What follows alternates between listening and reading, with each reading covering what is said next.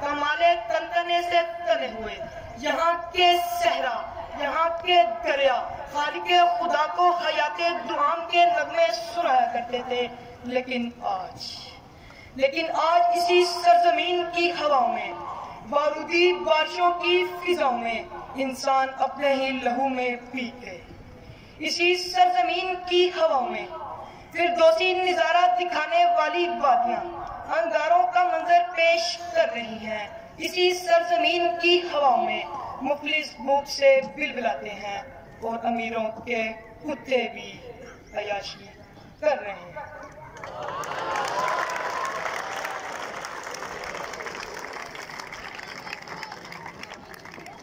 عقل کی بنیاد پر خود کو اشرف المخلوقات کہلانے کے باوجود دماغ کو سیاہ پردوں میں محفوظ رکھنے والی آدھی قوم اپنے مستقبل کے معمار کی صدا بلند ہونے جا رہی ہے۔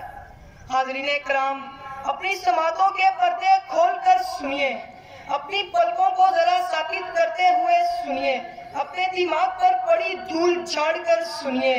آپ یہ اس نسل کے نئے نمائندے آپ سے چند سوالات کرنے چل ہیں، وہ سوال جو میری عمر کا ہر بچہ آپ سے اور اپنے بڑوں سے کرنا چاہتا ہے، وہ سوال جس کا جواب ڈھونڈتے ڈھونڈتے کئی نسلیں اپنی خودی کو اپنے ہی ہاتھوں سے ذبح کر کے یا تو خاموش ہو گئی یا پھر منو مٹی تلے جا بسی، مگر ایک چھوٹا سا اچھوتا پیغام دے گئی۔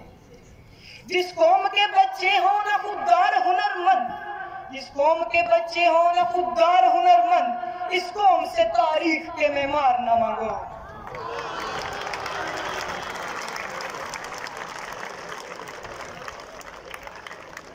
جناب صدر، میرا سوال یہ ہے کہ ایک ہی ملک میں پیدا ہونے والے بچوں کے ساتھ رنگ برنگے کھلواڑ کیوں؟ کسی کے حصے میں خالی چنگیز، کسی کے حصے میں کرسی، کسی کے حصے میں چوکیداری، آخر کیوں؟ جناب صدر، آج بڑے بڑے دعویٰ کرنے والے مہان اس نبی پاک صلی اللہ علیہ وآلہ وسلم کا ارشاد کیوں بھول جاتے ہیں کہ مزدور کی روزی اس کا پسینہ خشک ہونے سے پہلے ادا کر دو؟ جناب صدر، سوال یہ ہے کہ آج مزدور کی انتہا محنت کے باوجود اس کے بچے 2 وقت کی روٹی کو ترس رہے ہیں۔ جناب صدر، میرا سوال آج مزدوروں کے مطابق ہے۔ ایسے میں یہی شعر کہنے پر مجبور ہوں کہ سرخ چمنی نے راز یہ بتلایا ہے، کہ سرخ چمنی نے راز یہ بتلایا ہے، خون جلتا ہے دراصل کارخانوں میں۔ جناب صدر، اس سے بڑھ کر ظلم یہ ہے کہ غریبوں کے بچوں کو زنجیروں میں جکڑ دیا جاتا ہے، مگر میں یہ پوچھتا ہوں کیوں؟ یہی نہیں بلکہ اینٹوں کی بٹیوں، چائے کے ہوٹلوں اور کارخانوں کے شیشے صاف کرنے پر مجبور کر دیا جاتا ہے، مگر کیوں؟ اس کمزوروں کو ان معصوم بچوں کے چہروں پر یہ لکھا کیوں نہیں نظر آتا؟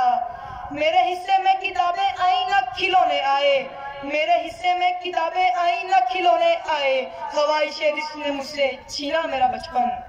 حاضرین محفل، میری گفتگو طویل، مگر زخمی لب اور نگاہوں میں آنسو رکے نہیں، مجھے لب کشائی سے روکتے ہیں۔ یہ سب میں اپنے جذبات کی عکاسی سے قاصر ہوں، مختصراً یہی کہوں گا، تو تو قادر عادل ہے مگر تیرے جہاں میں، تو تو قادر و عادل ہے مگر تیرے جہاں میں ہے تلخ بہت بندہ ہے مزدور کے اوقات۔ شکریہ۔